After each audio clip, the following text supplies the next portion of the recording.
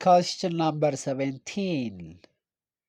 Which factor has a more negative effect on the function of enzymes than the others? A. Neutral pH. B. Very high temperature. C. Optimum amount of salt concentration. D. Optimum amount of substrate concentration. So, more negative effect. B. Very high temperature. በነገራችን ላይ enzymes are very sensitive to temperature. At high temperature they becomes denatured. high temperature ሲሆን tertiary structureአቸውን active ሳይታቸውን ያጣሉ. At low temperature ደግሞ they becomes inactive ይሆናሉ. That's why they are very sensitive to high temperature. Neutral pH, optimum amount of salt concentration, optimum amount of substrate concentration. እነዚህ በነገራችን ላይ ለኤንዛይም ተስማሚ የሆኑ ፋክተሮች ናቸው ማለት ነው። So the answer is B, very high temperature. The next question number 18.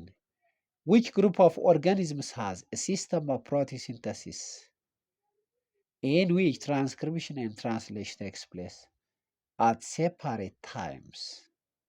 Very good.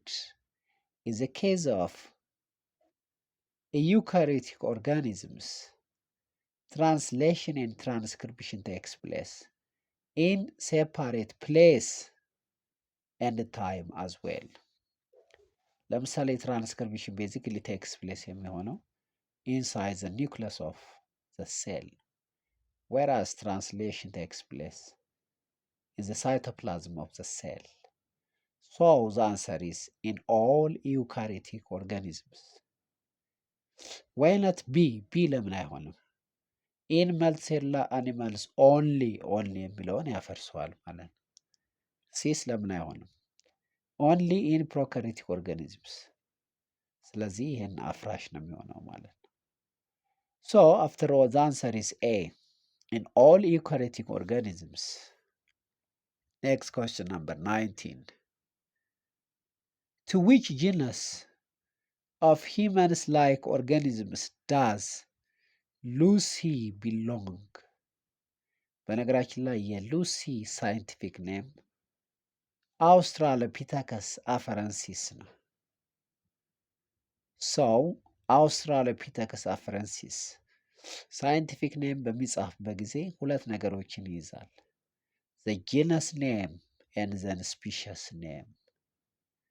ሰው አውስትራሎፒተከስ የሚለውን genus name ይሆናል ማለት ነው። whereas አፈረንሲስ is said to be the specific or the species name.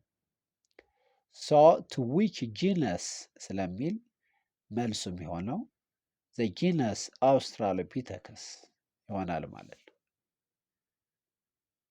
Okay, what is the role of workers honey bee just after it emerges? Which is obvious, clean out the dirty honeycomb. ስለዚህ ኢመርጅ ከሆነ በኋላ ወይ ደግሞ ከተፈለፈሉ በኋላ around day 1 to 3 ምን ያደርጋሉ ነው ጥያቄው። ክሊን አውት ያደርጋሉ። Question number 21. Which of the following pairs of elements are found in all carbohydrates in addition to the element carbon?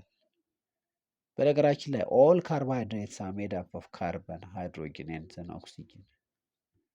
So in addition to carbon, all carbohydrates contains hydrogen and then oxygen. So the answer is B. Thank you so much.